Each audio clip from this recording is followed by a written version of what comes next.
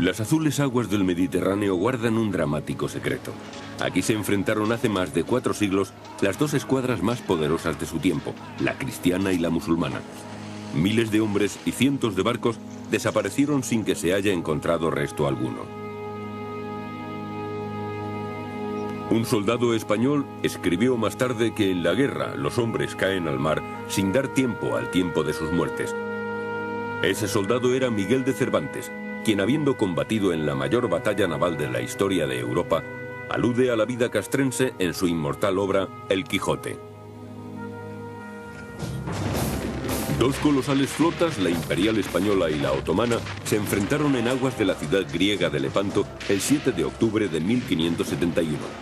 Cerca de 600 barcos con 250.000 hombres a bordo. La batalla fue feroz. Murieron 7.000 cristianos y 25.000 turcos. El agua se tiñó de rojo con la sangre de los muertos. Fue un choque de civilizaciones.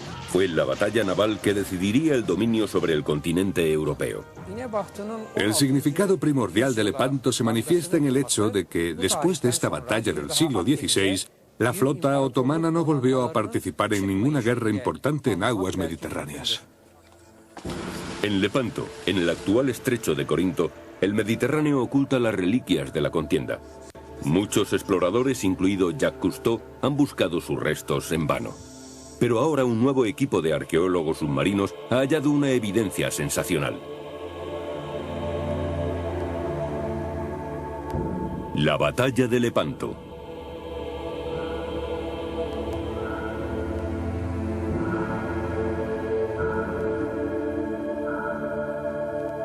La mayor batalla naval de la historia.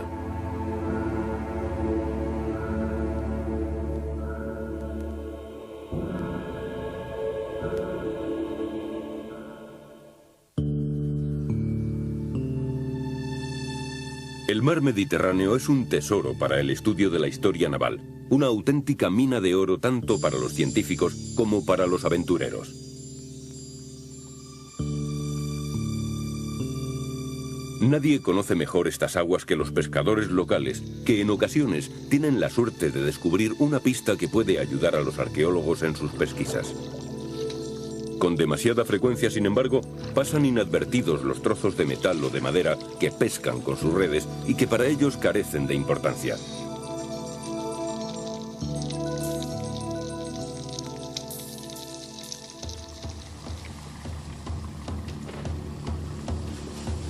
En el puerto de Mesolongion se realizan los preparativos de última hora para descender en busca de restos de barcos de la batalla de Lepanto. La expedición cuenta con equipos de última tecnología, desde su sonar de escaneado lateral hasta vehículos de control remoto. Un equipo que lleva más de un año preparándose para este momento se dispone ahora a acudir a su cita con la historia. El Aries Star pone rumbo al suroeste, dirigiéndose a alta mar. A bordo se halla un equipo internacional de arqueólogos submarinos, formado por Peter Nikolaidis de Grecia, Donald Frey de Estados Unidos y Rupert Breitvisser de Austria, bajo la dirección del alemán Matthias Kopfmüller. De vez en cuando hallamos objetos que han subido a la superficie, pero hasta ahora de esta famosa batalla no ha aparecido ningún resto. Hay que decir que tampoco se han realizado grandes investigaciones en este lugar y que Lepanto sigue siendo un punto blanco en el mapa de la arqueología submarina. Con la expedición ya en marcha, todos confían en que su metódica organización traerá buenos resultados. Antes de sumergirse en el mar, los arqueólogos han pasado varios meses sumergidos en la gigantesca Biblioteca Nacional de Venecia. Aquí, repartidos entre 68 kilómetros de corredores, se hallan los documentos originales sobre la batalla de Lepanto. Historiadores italianos han descubierto cartas e informes que yacían olvidados, algunos cruciales, redactados antes de la batalla. En el siglo XVI, España era la potencia dominante en Europa, y desde Madrid, Felipe II, católico ferviente, regía con mano dura un imperio donde no se ponía el sol. En Italia, los estados pontificios constituían el poder religioso. Al frente de ellos, Roma, con el Papa Pío V. El otro centro de poder era la República Veneciana, la capital comercial de medio mundo. La flota del Dux Loredano poseía el monopolio sobre el comercio. Los profesores Marco Morín y Paolo Selmi han descubierto importantes relatos testimoniales que confirman que Venecia se preparaba desde hacía tiempo para la decisiva batalla con el rival turco. Los documentos, algunos de ellos fechados años antes de la batalla de Lepanto, mencionan reuniones nocturnas, nuevas armas secretas y reclutamientos.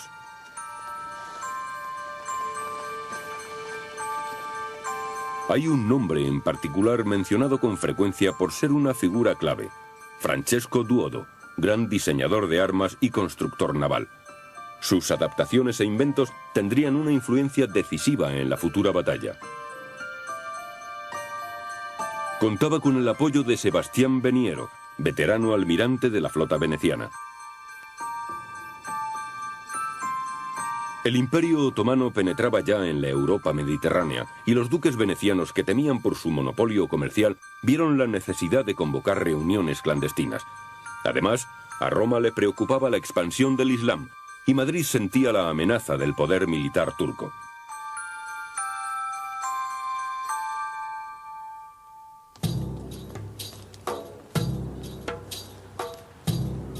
La capital del Imperio Otomano era Constantinopla, la Estambul de nuestros días.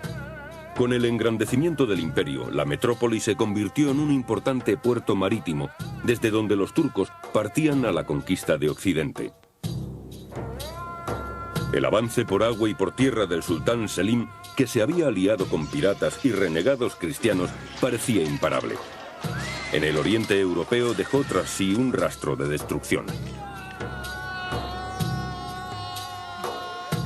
En 1570 el sultán dominaba ya sobre los territorios a orillas del Mar Negro, así como sobre Grecia, los Balcanes y el norte de África.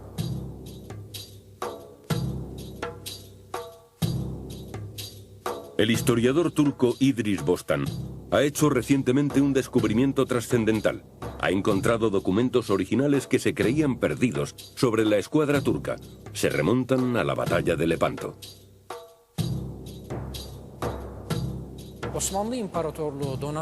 No había escuadra que hubiera podido sobrevivir a una batalla contra el poderoso Imperio Otomano. Ningún país podía oponérselo por separado. Ni Venecia ni España tenían los medios adecuados para vencer a los turcos por mar.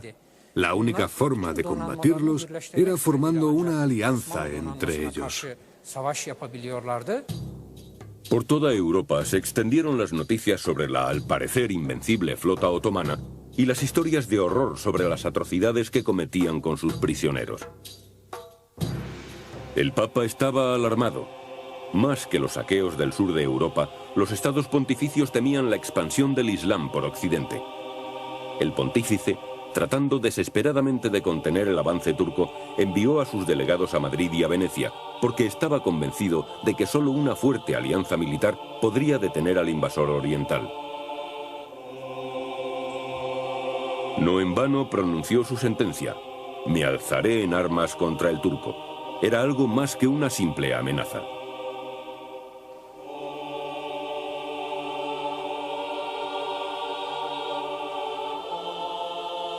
En más de 12 ocasiones intentó, sin éxito, conseguir la alianza cristiana. Tiberio Moro, archivero del ejército, ha descubierto que el Papa no conseguía sus objetivos por la diferencia de intereses de los poderes implicados. Venecia quería mantener su monopolio comercial a una costa de pagar tasas a los turcos otomanos para poder continuar comerciando, ya que este era su principal objetivo. El Papa, en cambio, no tenía intereses comerciales, sino que le preocupaba la situación desde la perspectiva cristiana. Y el rey de España, Felipe II, por su parte, temía perder las tierras del norte de África, conquistadas por su padre, el emperador Carlos V. En sus negociaciones con los turcos, los duques venecianos hacían uso de la diplomacia, pero extraoficialmente estaban preparando a la ciudad de los canales para la guerra. Es lo que se desprende de las memorias del veneciano Francesco Duodo. Además de un gran número de galeras pequeñas, se tomó la decisión en 1570 de construir 11 grandes galeazas y equiparlas para la guerra. Con ello nació un nuevo tipo de navío, la formidable galeaza.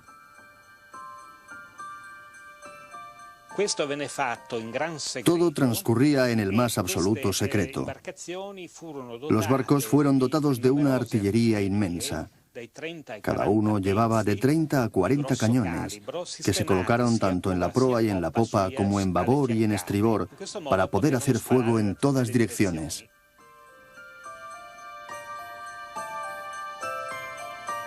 Este nuevo diseño tenía una ventaja decisiva sobre la tradicional galera de guerra.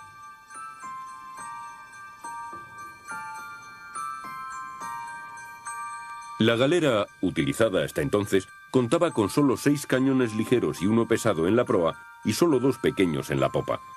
Al disparar solo hacia adelante y hacia atrás, carecía de utilidad si los ataques venían de uno u otro costado. Los arqueólogos a bordo del Aries Star saben exactamente cómo fueron construidos y equipados estos barcos. Podrían, por tanto, identificarlos si tienen la suerte de encontrar alguno. La batalla tuvo lugar en el Golfo de Patras. Hace más de 400 años que los barcos de guerra cayeron al fondo del Mediterráneo.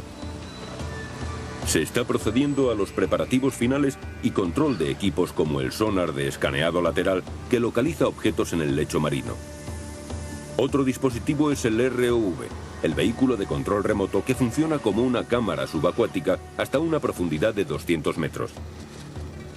Todos los datos emitidos por estos aparatos pasarán a ser analizados en el ordenador.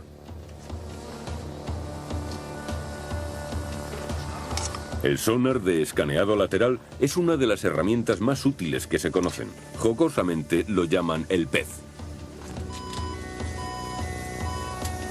El pez cuenta con sensores de alta sensibilidad que se emplean para dibujar un mapa del lecho marino en imágenes tridimensionales. El sonar produce ondas sonoras y lee los ecos que se proyectan. Hemos cuadriculado la zona de investigación que recorreremos con el barco, ayudados por el ordenador. Se puede hacer con toda precisión a escala milimétrica. Hay también 2 sensores detrás del barco, un magnetómetro y un sonar de escaneado lateral que registra el relieve submarino. El magnetómetro establece la presencia de cualquier anomalía magnética que podría estar causada por el hierro de los cañones o de las anclas. La búsqueda debe hacerse con precisión y método. Hora tras hora, el barco se desplaza por el diseño de la parrilla. Es un área muy extensa. En 1570, un año antes de la Gran Batalla, la situación llegó a un punto crítico. La armada turca, con 360 galeras y 50.000 hombres, invadió Chipre, un puesto avanzado veneciano de gran importancia estratégica.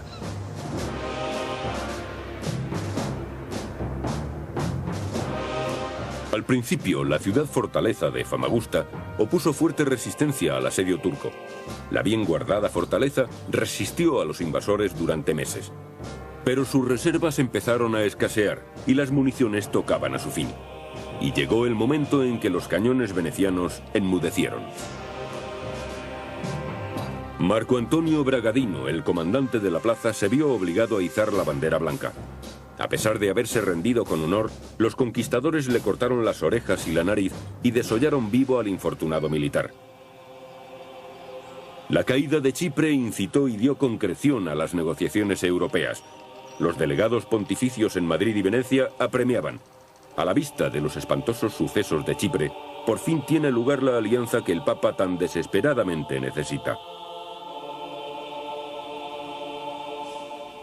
Lo cierto es que entre todas las partes se alcanzó un acuerdo que fue firmado en Roma el 24 de mayo de 1571. Hace pues 400 años se estableció una alianza que en realidad puede ser comparada a la OTAN de hoy en día. La Alianza Europea se denominó la Liga Santa, y sus componentes eran España, Venecia, Saboya, Génova, Sicilia, Malta y, por supuesto, los estados pontificios. El Papa también contribuyó con fuerzas armadas a las órdenes de un estratega excepcional con una brillante carrera, el almirante Marco Antonio Colonna, quien había combatido contra los turcos en Chipre.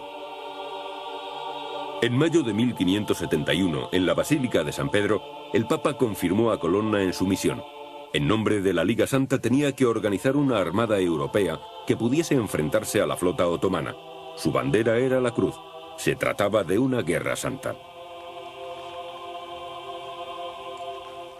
Los venecianos, sin embargo, no contaban solo con la ayuda divina. En el astillero secreto de la ciudad continuaban con urgencia los trabajos del proyecto Galeazza.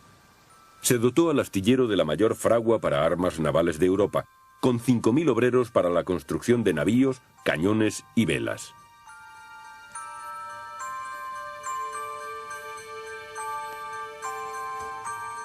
La característica crucial del nuevo modelo era la artillería lateral. Para el ingeniero Francesco Duodo y el almirante Sebastián Veniero, las galeazas serían un hito histórico. Su viaje inaugural fue una misión muy especial. Aquí dice que los capitanes venecianos al mando tenían órdenes de encontrar inmediatamente y, a ser posible, matar al capitán turco Siroco.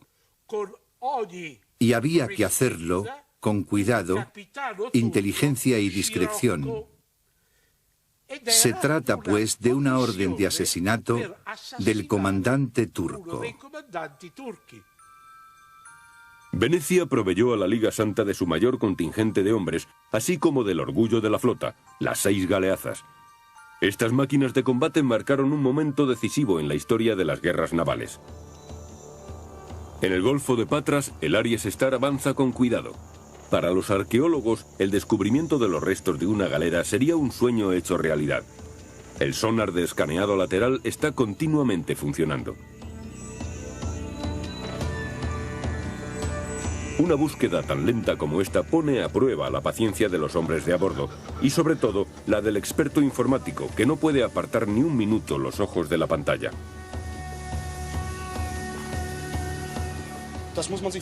Es parecido a una fotografía aérea, como si un avión volara sobre un suelo plano. Cada línea roja indica una distancia de 25 metros, por lo tanto estamos cubriendo un área de 300 metros.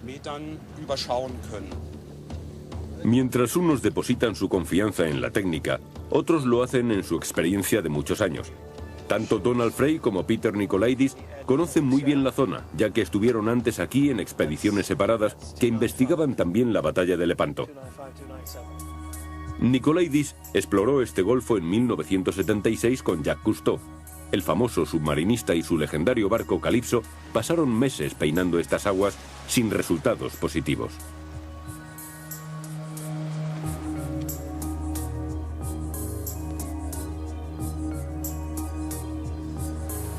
El físico Donald Frey, por su parte, tuvo algo más de éxito. Exploró este mismo terreno hace 5 años con Peter Throckmorton, conocido arqueólogo submarino. El sonar de escaneado lateral utilizado por ellos registró ligeros desvíos, pero los científicos no pudieron identificar las extrañas cifras de la pantalla del sonar.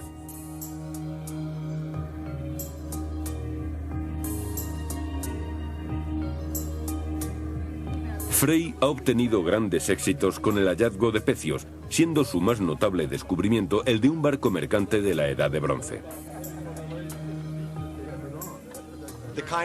Hemos encontrado en nuestras excavaciones colgantes de hasta 3.000 años de antigüedad. Se puede encontrar eso, o con suerte, todavía se pueden encontrar vainas con mangos de oro o de marfil, pertenecientes a las magníficas armas de los caballeros que participaron en esta batalla.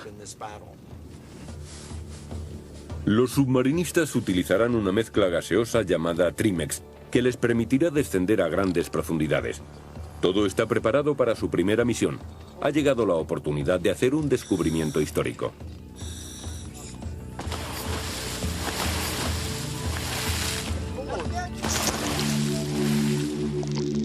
Tendrán que operar a 60 metros de profundidad, una profundidad donde solo podrán estar durante 30 minutos. Cualquier retraso sería extremadamente peligroso.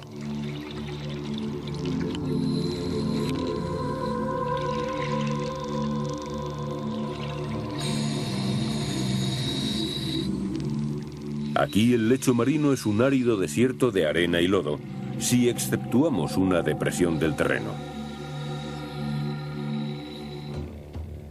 Los hombres de cubierta ven la sombra en el monitor. Por desgracia, no es un secreto del pasado, sino un fenómeno demasiado familiar. Son surcos dejados por las redes de los pescadores locales. Para los arqueólogos, un desastre menor. Todo está revuelto. No hay forma de que encontremos un pecio completo si practican la pesca con barredera. Son armazones que pesan hasta 1 tonelada y cuando las arrastran por el lecho marino revuelven la arena y lo que haya en todas direcciones. Mira esto. Parece un aparcamiento de coches con todas esas huellas. Bueno, continuemos buscando. No podemos hacer otra cosa. No te preocupes, todo irá bien.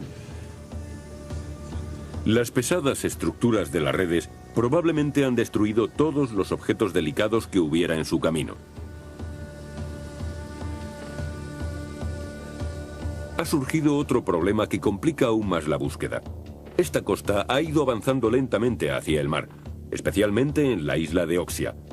Al menos una parte de la zona donde luchó la Liga Santa ha sido tragada por lenguas de tierra.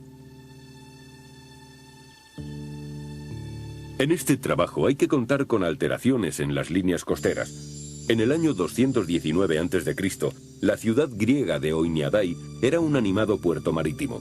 Ahora, las ruinas excavadas se hallan a 3,5 kilómetros de la costa.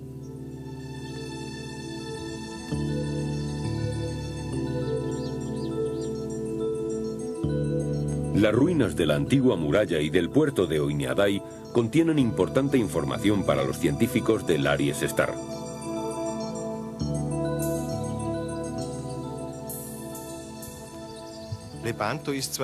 La batalla de Lepanto es mucho más reciente, pero la zona también ha resultado afectada por estos depósitos, y las antiguas líneas costeras están ahora en parte cubiertas por sedimentos y son zona pantanosa.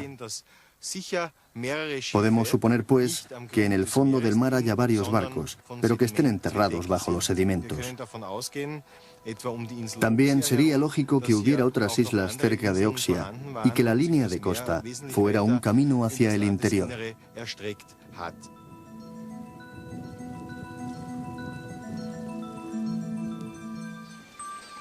Seguramente, los miles de soldados que se hundieron con las galeras estarán enterrados en el cieno que rodea a Oxia. 2 meses antes de la gran batalla, la Liga Santa reunió a sus más capaces capitanes con sus mejores barcos. Los barcos de guerra procedentes de Barcelona, Roma y Venecia se encontraron en el estrecho de Mesina.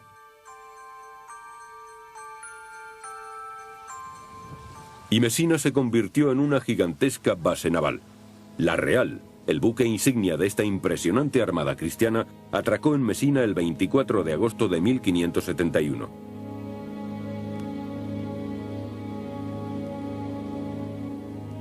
Al mando de la espléndida galera se encontraba don Juan de Austria, hijo del emperador sacro romano Carlos V. A él correspondía el mando supremo sobre toda la flota. A la edad de 26 años, don Juan estaba en la cúspide de su carrera. Su acertada campaña contra los moros le había granjeado cumplida fama y ahora estaría al frente de 280 barcos en una batalla decisiva para el futuro de Europa. Don Juan recogió por escrito sus impresiones sobre aquellos azarosos días. Todos fueron a la lucha con el máximo anhelo, aunque supiéramos que la flota enemiga era mucho mayor que la nuestra. Debido a las victorias obtenidas en el pasado, el enemigo estaba acostumbrado al éxito y desestimaban nuestras fuerzas. Al llegar a Mesina, don Juan inspeccionó todos los barcos de su flota. Las galeras venecianas contaban con poca tripulación, por lo que transfirió allí a soldados españoles. Pero entre los aliados, este acto generó tensiones que casi dieron al traste con la Liga Santa. Sebastián Veniero, el comandante supremo de la flota veneciana, era un hombre viejo y colérico. Entre él y don Juan de Austria estalló un violento enfrentamiento en Mesina, cuando Veniero colgó a uno de los oficiales de don Juan, que según él no había mostrado el debido respeto a los venecianos.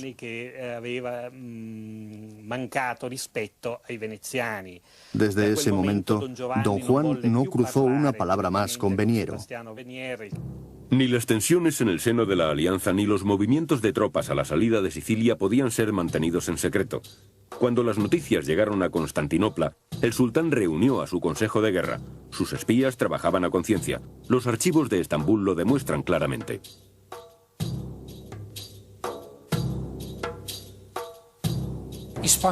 Los turcos otomanos sabían exactamente que España participaría en la inminente batalla.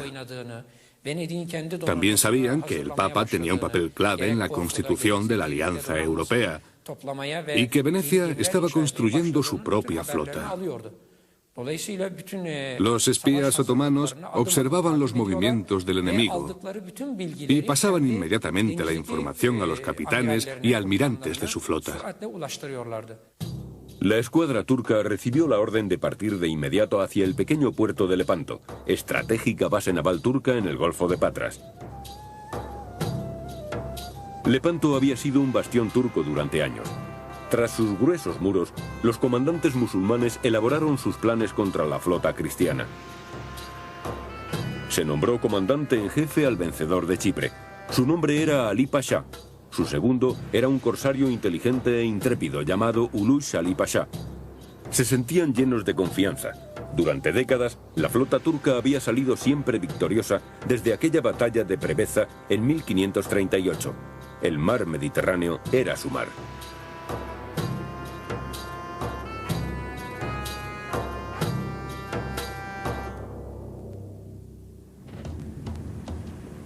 En las aguas de la bahía de Lepanto, los investigadores emplean un nuevo aparato, el magnetómetro de protones, un instrumento de gran sensibilidad que mide los campos magnéticos del sedimento. La tripulación se siente optimista. El magnetómetro detecta todo tipo de metales, como cables, hierro o bronce, independientemente de la profundidad a que estén enterrados. Siempre que se encuentren en la ubicación correcta, hay posibilidades de encontrar cañones, espadas u otros objetos de metal.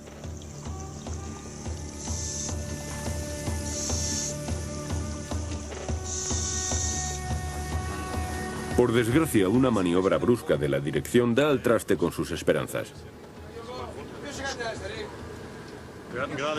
El magnetómetro ha rozado el fondo, por lo que se ha estropeado un sensor de profundidad y ahora no conseguimos mantenerlo a la altura adecuada porque no conocemos la distancia a la que está del fondo. Así que hemos tenido que abandonarlo por ahora. No se ha podido arreglar el aparato, por lo que el sonar de escaneado lateral es el único en dar información.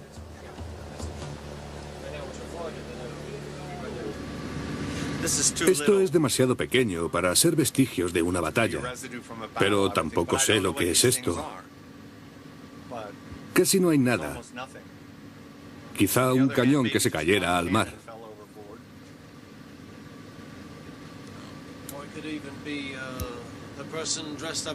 O podría ser un hombre con su armadura.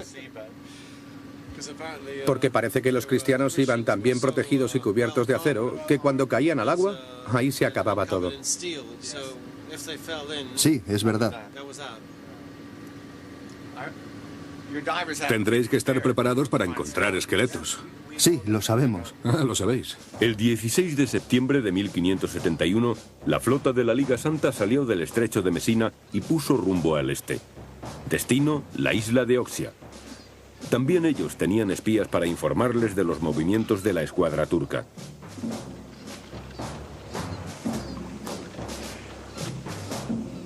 A bordo de la Real, el comandante supremo, don Juan de Austria, elaboraba su plan de ataque.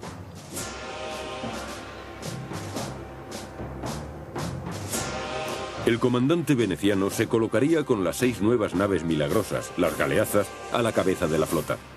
El objetivo del otro capitán veneciano era proteger el buque insignia, la galera real. Los cristianos entrarían en combate con las galeras desplegadas en una línea y las galeazas al frente para conducir el ataque. Se preparaba un enfrentamiento definitivo entre la Cruz y la Media Luna.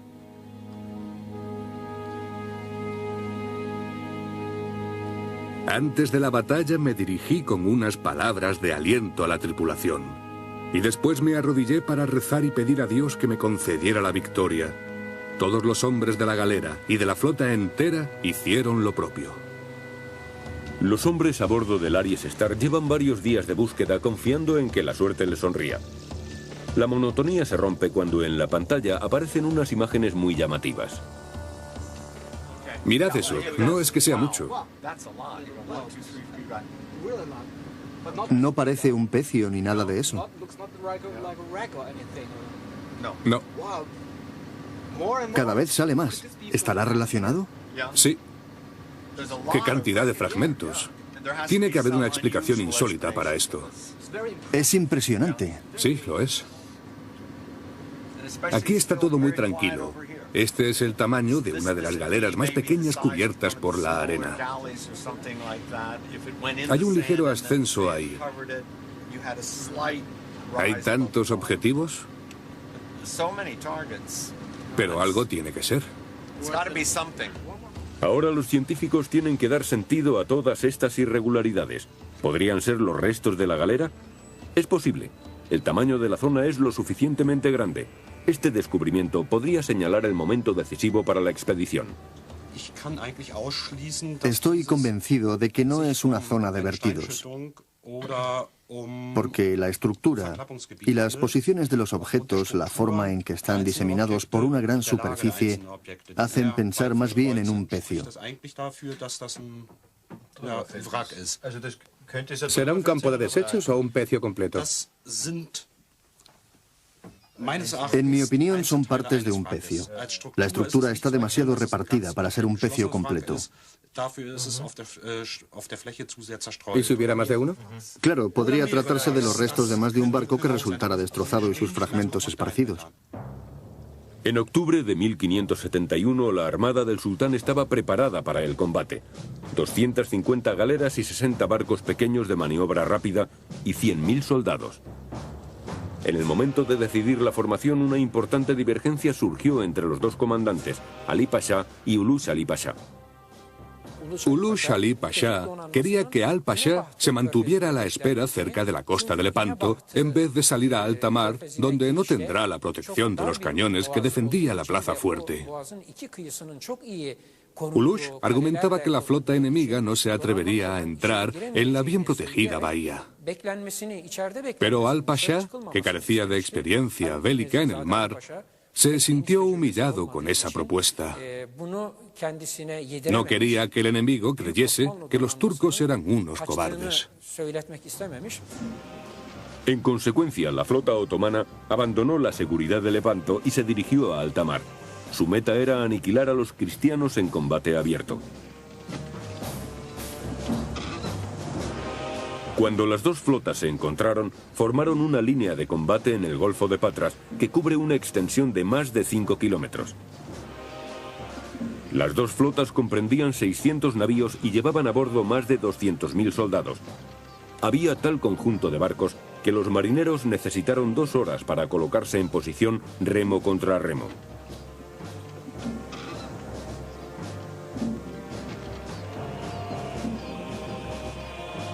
Cada flanco estaba dividido en 3 escuadrones principales. El mayor enfrentamiento naval de la historia de Europa estaba a punto de comenzar. La expedición Lepanto está aún muy lejos de penetrar en los secretos del Golfo de Patras. Una fuerte tempestad primaveral les ha obligado a detener sus pesquisas. La situación no puede ser peor. Hemos localizado la zona y tenemos señales inequívocas de que estamos directamente encima de algunos restos de la batalla de Lepanto. Pero con este temporal no podemos sumergirnos ni utilizar los detectores. Los arqueólogos aprovechan el tiempo reconstruyendo con ayuda de los gráficos los hechos que se conocen de la batalla. Y pocos días después cambia su suerte. son pescadores locales que acuden en ayuda del equipo, hablándoles de un viejo y misterioso barco hundido a una profundidad de 10 metros, no lejos de la isla de Oxia.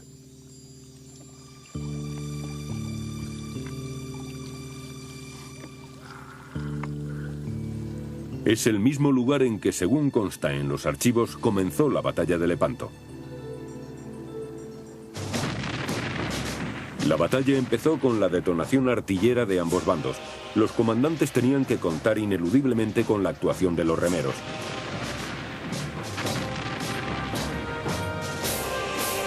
Para el cristiano Don Juan y el musulmán Ali Pachá, este era el día del choque entre dos civilizaciones, dos concepciones religiosas diferentes. A bordo de la Real, el comandante de la escuadra cristiana dio la orden de acercarse a los barcos enemigos. El barco insignia turco era fácilmente reconocible por los gallardetes que portaba, por lo que ordené al timonel que dirigiera la galera directamente hacia él. Así lo hizo, y los dos barcos se atacaron mutuamente con fuerza extrema. Los musulmanes eran superiores en número, pero los cristianos contaban con armamento más sofisticado. Sus cañones eran muy superiores a las ballestas turcas.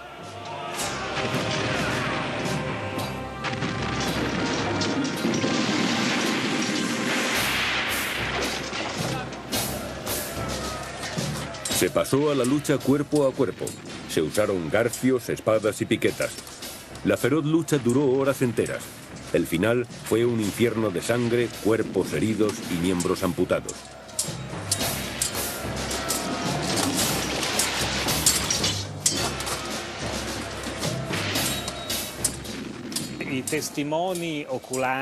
Testigos oculares hablan de un ruido infernal. Recuerdan los truenos de los cañones, la explosión de las galeras que eran alcanzadas en la Santa Bárbara. Recuerdan los gritos de los heridos. Recuerdan también el sonido de los tambores, trompetas y pitos que usaban los dos bandos para enardecer a sus soldados. Los restos de una vieja galera de guerra descansan en algún punto de los alrededores de la isla de Oxia. Los pescadores han proporcionado la primera clave auténtica para la localización del campo de la batalla de Lepanto. Los buceadores no dudan en sumergirse para investigar de cerca. Escondido entre las hierbas del fondo, un trozo de ancla. Y a pocos metros se encuentran un campo repleto de restos.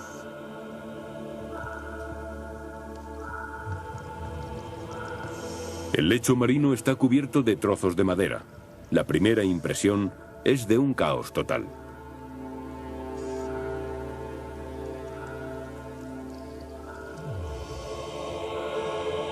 Poco a poco, los submarinistas descifran líneas y formas. Una gran cantidad de cuadernas, la estructura de un barco.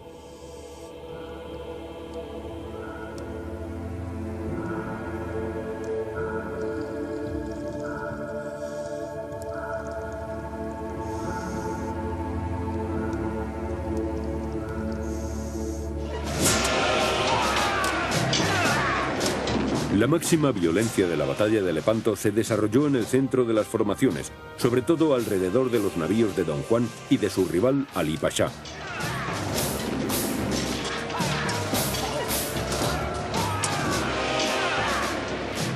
Una y otra escuadra arrojaban sobre el adversario una lluvia de balas de cañón, para después abordarse y sumergirse en un torrente de feroces combates cuerpo a cuerpo. El escritor español Miguel de Cervantes conoció personalmente la espantosa muerte que ronda a una batalla naval. Y viendo que al primer descuido de los pies iría a visitar los profundos senos de Neptuno, y con intrépido corazón, llevado de la honra que le incita, se pone a ser blanco de tanta arcabucería y procura pasar por tan estrecho paso al bajel contrario. El Quijote, discurso de las armas y las letras.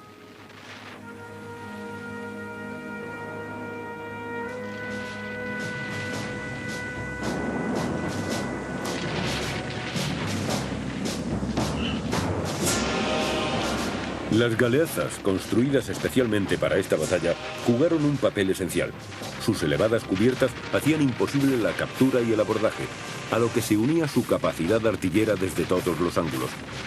La brillante invención veneciana pronto arrasó la tercera parte de la flota otomana. Con solo 4 de estos extraordinarios barcos de guerra, quedaron destruidas 108 galeras turcas. La formación otomana quedó desmantelada y una vez rota la orgullosa supremacía de la flota del sultán, el grueso de la escuadra turca se hundió en el Golfo de Patras.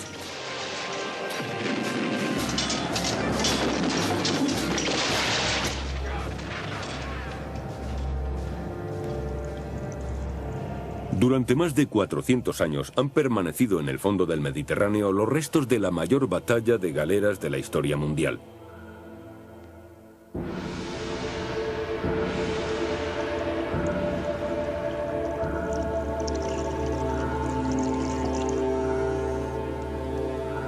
El pecio descubierto por la expedición Lepanto revela sus secretos lentamente. Con cada nueva pieza se complementa el cuadro histórico de la batalla. Hasta los objetos más pequeños aportan detalles significativos. Acunada por el mar, entre planchas de madera y cubierta por siglos de cieno, aparece la mitad de una bala de cañón. El análisis científico deberá determinar su edad y si esta bala de hierro procede de la batalla de Lepanto. No lejos de allí, un cañón de bronce. Los expertos fijarán el origen del arma examinando su forma y aspecto. También se encuentra la llave de mecha de un arcabuz, arma que pertenecía al equipamiento normal de los soldados del siglo XVI. Los arqueólogos opinan que, en efecto, han hallado una galera de guerra. Hemos encontrado estos maderos largos y anchos que nos hacen pensar en la estructura original de una galera. Mire, aquí están de nuevo. Y aquí abajo las cuadernas. Estas traviesas largas y continuas sugieren la existencia de una cubierta, aunque todavía no podemos determinar si es la inferior o la superior, que habría podido separarse del resto tras el hundimiento. Cuando la desenterremos tendremos más datos, pero desde luego está claro que es la estructura soporte de una cubierta.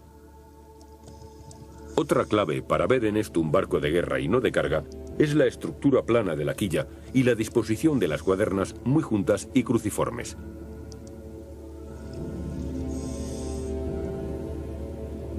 Por fortuna, los arqueólogos tienen una reproducción de la real y pueden comparar con ella los restos encontrados. La forma es idéntica, pero es demasiado pronto para decir si el barco era turco o europeo. El pecio es el punto culminante de la expedición, un tesoro científico único, reposando a solo 10 metros bajo la superficie del agua. Probablemente sea una galera. El lugar del descubrimiento son las aguas de la isla de Oxia, y los archivos así parecen confirmarlo.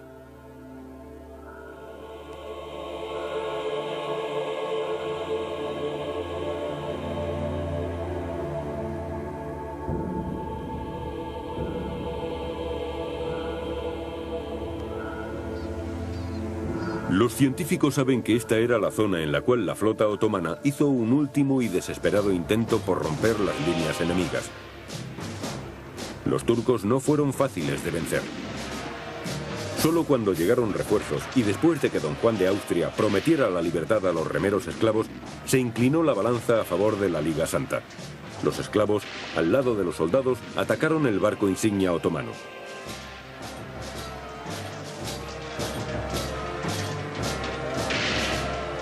Ali Pasha, el comandante en jefe del sultán, cayó bajo un golpe de hacha, y don Juan no desaprovechó la oportunidad para ordenar que la cabeza de su gran enemigo fuera paseada triunfalmente entre los soldados en el extremo de una pica.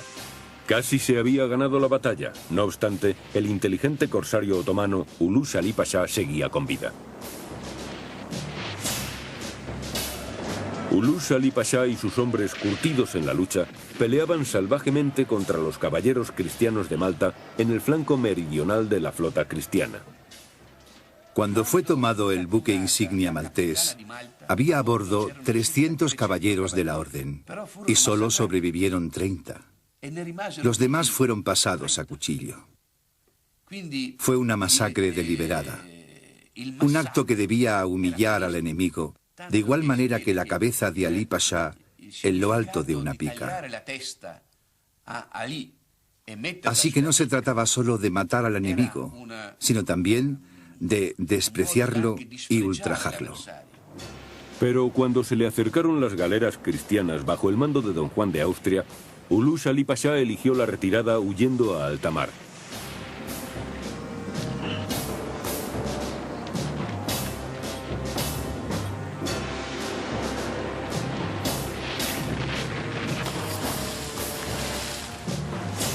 Aquel día, cuando el sol se puso, el mar estaba teñido de sangre. Cientos de barcos habían quedado atrás, en el Golfo de Patras, tumbas flotantes que iban al encuentro de su entierro bajo las aguas. Los archivos dicen que 30 galeras turcas se fueron a pique, hundidas o incendiadas cerca de Oxia. Por lo tanto, este pecio podría muy bien ser una de ellas. Los submarinistas han encontrado más pruebas de importancia. Varias espadas partidas, algunas con las hojas intactas. La corrosión y las incrustaciones las hacen casi irreconocibles, por lo que harán falta los análisis correspondientes para determinar si sus portadores eran musulmanes o cristianos.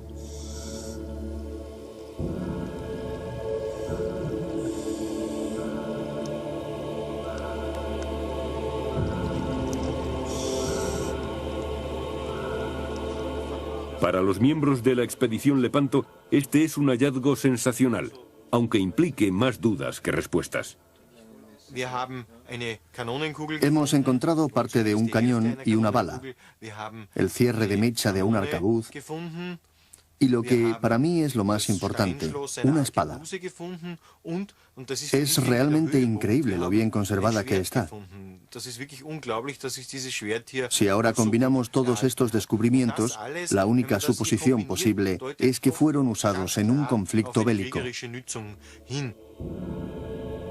La conclusión preliminar es que los restos pertenecen a una galera de guerra, pero sigue sin ser evidente bajo qué bandera entró en combate. Más trascendental aún, los científicos creen que por fin han encontrado el sitio exacto donde tuvo lugar la batalla de Lepanto. Este punto es donde dos poderosos enemigos lucharon un día por el dominio de Europa. Lepanto señaló el final de la invulnerabilidad otomana en el Mediterráneo. Cuando los victoriosos venecianos regresaron a su hogar, fueron recibidos por las solemnes notas del Te Deum entonadas en la Basílica de San Marcos. La ciudad de los canales había triunfado con sus nuevos, extraordinarios barcos de guerra, las galeazas. El almirante Veniero fue más tarde elegido dogo de Venecia, máximo cargo que mantuvo hasta su muerte. Francesco Duodo continuó desarrollando nuevas armas con gran éxito.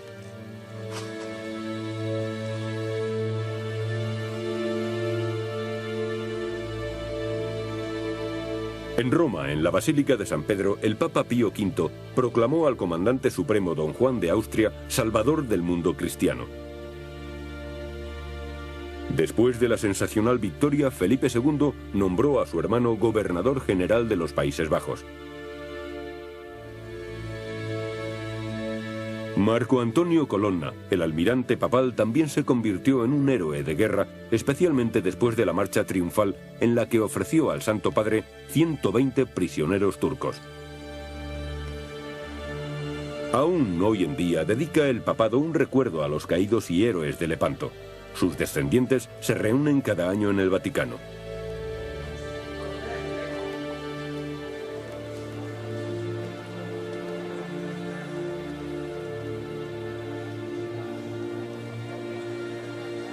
Bajo los estandartes originales de la batalla, los Colonna y otras distinguidas familias venecianas y españolas honran a sus antepasados y sus heroicas muertes.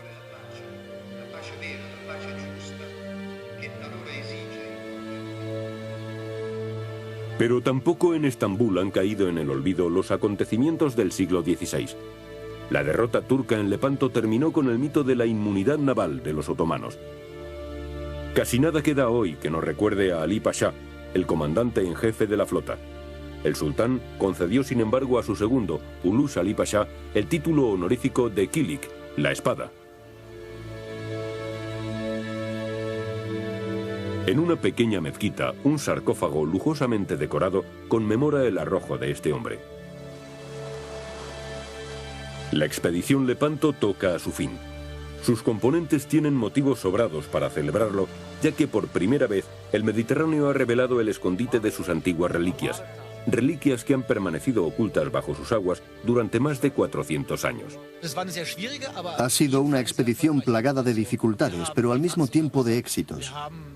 Hemos localizado los navíos y 2 campos con fragmentos, uno grande y otro más pequeño, en el corazón de esta gigantesca batalla naval. Era algo así como buscar una aguja en un pajar, pero al final lo conseguimos.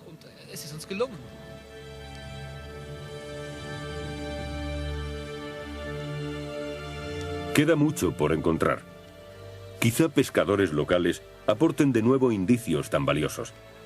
La batalla que abrió nuevos mundos a Cervantes continuará atrayendo a exploradores y científicos que deseen conocer la historia completa de una época en que la Cruz y la Media Luna lucharon por el futuro de Europa.